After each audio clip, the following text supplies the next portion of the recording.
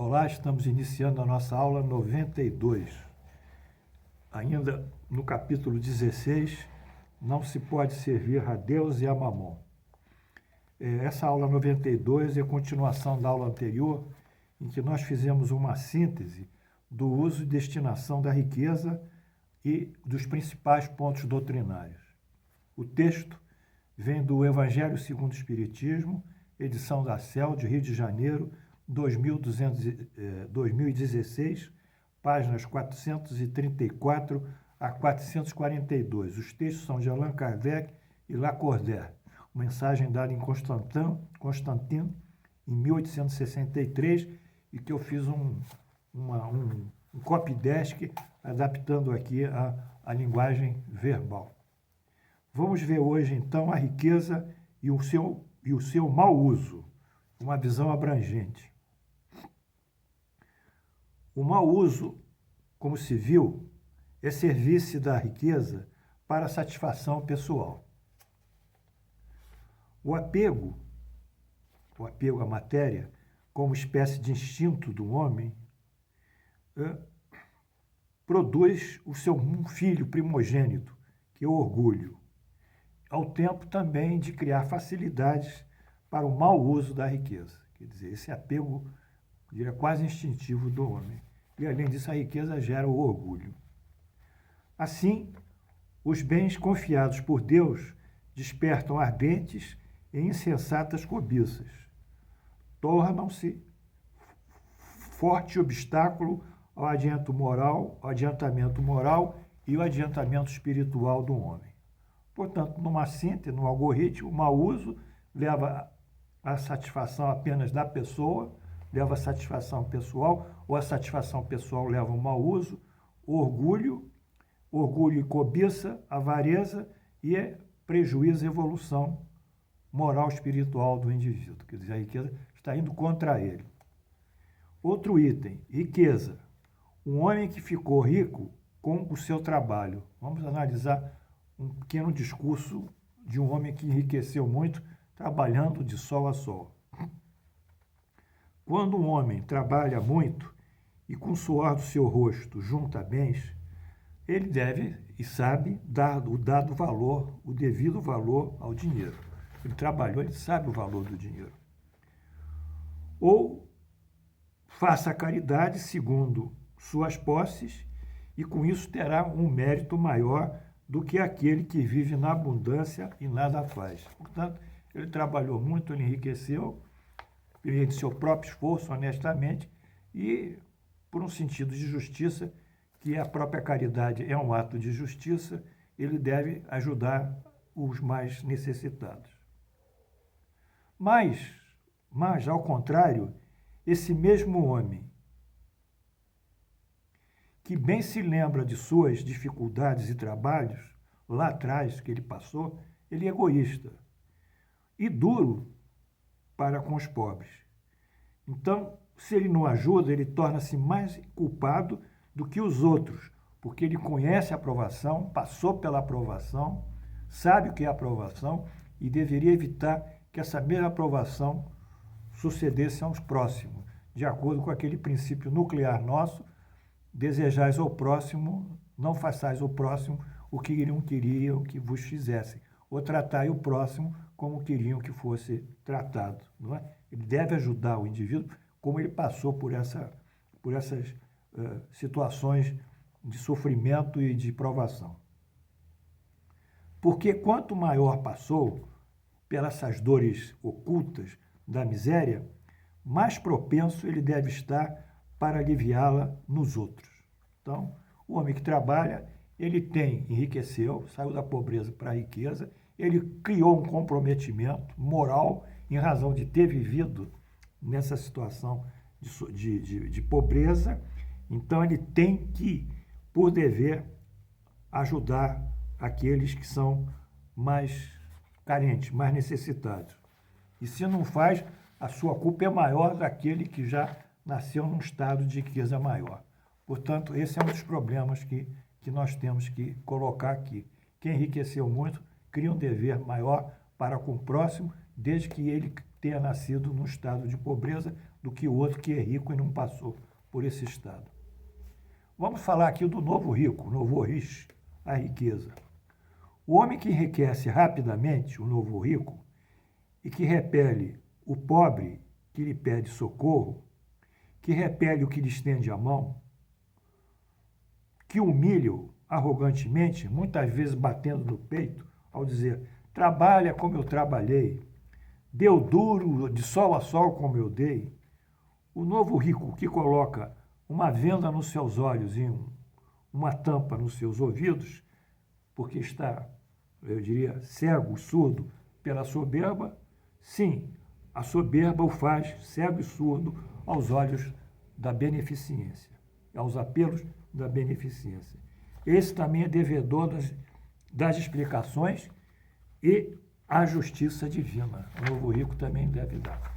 Então, o novo rico, orgulho, soberba, trabalho, esforço que teve ou ficou rico e, em vez de ajudar o pobre, ele humilha. Eu tive a oportunidade, numa das aulas, de falar sobre essa questão, que eu conheci um indivíduo que ganhou na loto de futebol, não sei qual é, uma coisa do futebol, ficou milionário e de um dia para a noite esqueceu de todos os parentes, que ele vinha lá de Oswaldo Cruz, né? Vocês conhecem Oswaldo Cruz, né? Depois de Madureira. Então ele veio de Oswaldo Cruz, muito pobre, foi morar perto da gente e viveu uma vida de abastança e esqueceu todo o seu passado. Muito triste isso. E seus amigos. Vamos ver um mau uso de riqueza ainda. Aquele que não dá valor ao dinheiro, né?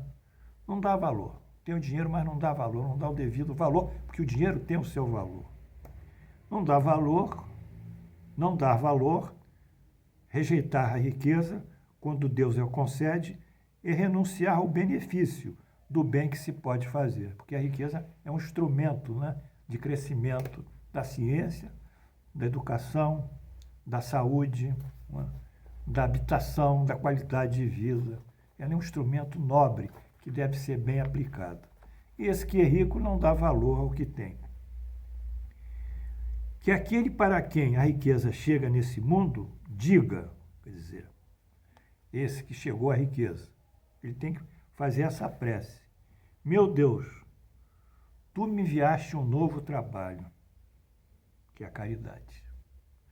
Dá-me força para cumpri-lo de acordo com a tua sublime e sábia vontade. Portanto, ele não deve rejeitar a fortuna como algo que ele pode dilapidar à vontade. Ele deve usá-la, né, para beneficiar as pessoas e deixar o egoísmo bem distante. Riqueza e beneficência. O bom uso da riqueza é quando nós colocamos ela na beneficência, que é o financiamento de obras sociais, assistenciais, né? Bom uso da riqueza é uma máxima. É tudo que resulta em bem do outro, do próximo. Tudo que resulta em bem do próximo é um bom uso da riqueza. Suavizar a miséria é um bom uso. Mitigar a fome é um bom uso. Proteger o indivíduo contra a chuva é um bom uso. Dar um abrigo é um bom uso. Promover a educação é um bom uso. Investir na ciência e conhecimento e na pesquisa é um bom uso. E assim vamos andando nessa caminhada de melhora das qualidades de vida e de bem-estar dos nossos próximos. De todos os investimentos que a riqueza pode ser aplicada, o mais nobre para nós na doutrina é gerar postos de trabalho e profissionalização.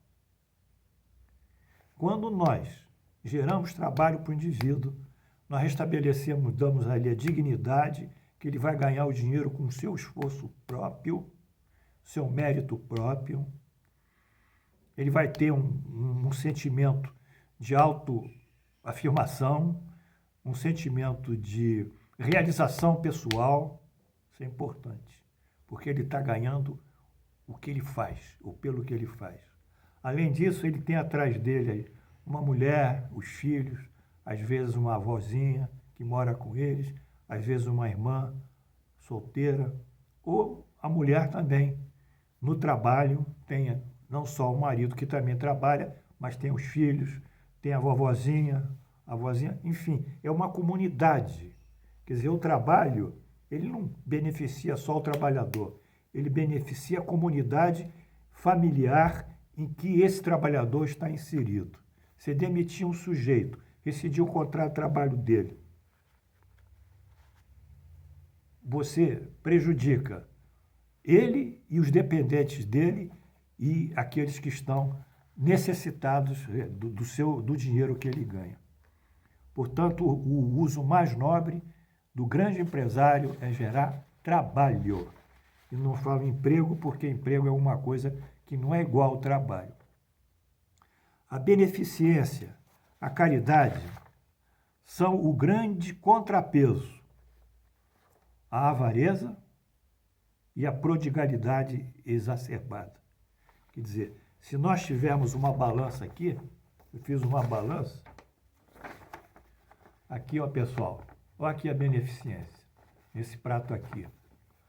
Aqui está a avareza e a prodigalidade exagerada, tá? Se não fosse a beneficência, se não existisse esse sentimento de promover o próximo através de quem tem mais dinheiro, dando trabalho e tudo que eu falei aqui, ou se houvesse apenas avarentos e indivíduos que gastam dinheiro de uma forma exacerbada, então nós estaríamos num caos social. Graças a Deus, o investimento retorna para aqueles que serão os seus beneficiados. Portanto, eu cunhei aqui, no final da nossa aula, uma máxima, que é a seguinte: a beneficência equilibra no mundo os pesos negativos da avareza e da prodigalidade exagerada. Por trás da beneficência, a beneficência é uma forma de caridade. Portanto, se não houvesse esse sentimento de solidariedade, de fraternidade, nós estaríamos numa situação impossível de viver socialmente. De toda forma, nós estamos terminando a nossa aula de hoje. Eu espero que vocês tenham visto esses diversos conceitos sobre a aplicação da riqueza. E amanhã terminaremos o último bloco com uma espécie de apêndice que fechará esse nosso capítulo 16. Que Deus abençoe vocês todos, estejamos em paz, novos dias e melhores surgirão para o mundo, para o Brasil e para todos nós. Deus é Pai, Deus é misericórdia, Deus está no comando. Aceitemos resignados a situação que estamos passando, da pandemia, mas também tenhamos confiança, esperança e fé que tudo isso passará, porque tudo passa de acordo com a vontade do Senhor. Obrigado.